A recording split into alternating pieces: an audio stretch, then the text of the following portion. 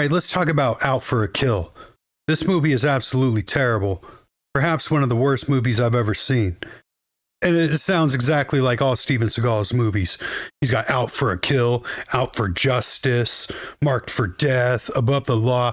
Typically, his movies have 3 words in it, but this one has 4 if you count the word A as a word, or the letter A as a word. Everything's Out for Kill, Out for Justice, Hard to Kill, Kill Switch, Into the Sun, On Deadly Ground, Mercenary for Justice. I mean, I'm going through all of Steven Seagal's movie titles right now. Out of Reach, Today You Die, Half Past Dead, Attack Force. Like those shoes I used to wear in 2nd grade because my mom couldn't afford Nikes. And isn't Attack Force a Chuck Norris movie from like the 80s? Am I tripping? Maybe that was Delta Force. I don't know, man. And I love Steven Seagal. Actually, that's not true. I think Steven Seagal is a talentless piece of shit who is a megalomaniac, but there's something charming about his narcissism that makes him compelling. I don't know how he continues to get budgets for his movies because they're absolute dog shit. But I like the idea of Steven Seagal because he is the laziest action star I've ever seen, yet he churns out these movies like he's pumping crack. It makes zero fucking sense. Steven Seagal is so fucking lazy. I counted it. There's only 3 scenes in this movie where he's standing up. And it's not even him standing up. It's the fucking stunt double. He does this entire movie sitting down. He has a fucking fight scene sitting down.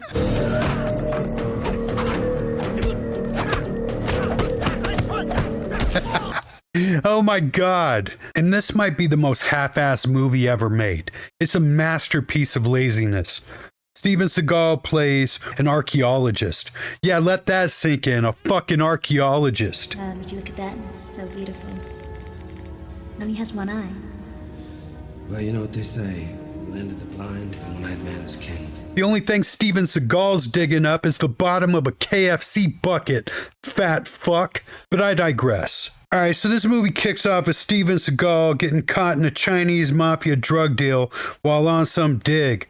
Because obviously when you're studying ancient history, you're bound to run into modern-day cocaine smuggling. He gets framed, thrown in prison. What's a friend for life? Take care, my man. You ain't going down a rat hole. Don't forget about me. Love and respect. And then get this, he decides he's out for a kill, not out for justice, not out for revenge, just a kill. Like, was the title written by a guy having a stroke? And I know what you're thinking. How does a guy who moves like he's underwater take on the Chinese mafia? Simple. He doesn't have to move. This is peak Seagal standing still, barely lifting a finger, and somehow winning every fight. You ever notice in every Steven Seagal movie, his opponent does all the work? He does all the flipping, all the fucking bouncing off the walls. All Steven Seagal does is twirl his fucking finger, and next thing you know, the guy's doing a somersault through a window.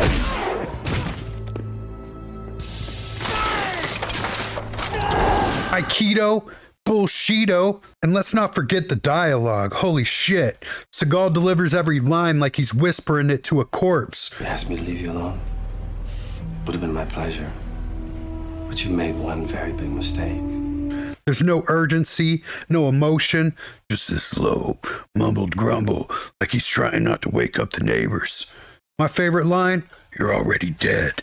You just don't know it yet." Really, Steve? Because you look like you're already dead and someone forgot to tell you. And Steven Seagal must have it written in the contract that he cannot look vulnerable at any point in the movie.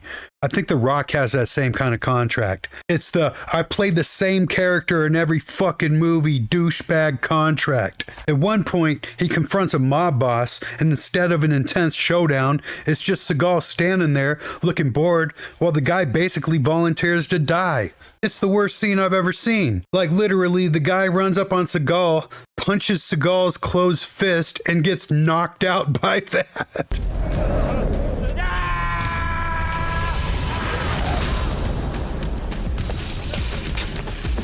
Oh my God. This is the same guy that claims he taught Anderson Silva the front kick that knocked out Vitor Belfort. You know, at that time, I really started working hard on that kick with him. And so, I mean, it was an amazing kick. I mean, where did you develop it? Well, I was raised in Japan under some of the greatest karate masters and jiu-jitsu masters to live in our time, and I learned that kick, 40 years ago or 30 years, 45 years ago, I don't know. I've never seen Steven Seagal throw a front kick in his entire career. I don't even know if he has legs. The motherfucker's sitting down all the time. Well, he did have one deadly move using his front foot when he stepped on the gas of that tank when he ran over that poor puppy. Cocksucker. But here's the thing. Out for a Kill is weirdly entertaining. Not because it's good, because it's so bad it feels like a prank. It's like Steven Seagal dared the world to keep letting him make movies. Seagal just doesn't star in Out for a Kill. He is the movie. It's a vanity project, a midlife crisis, and a poorly written action flick all rolled into one.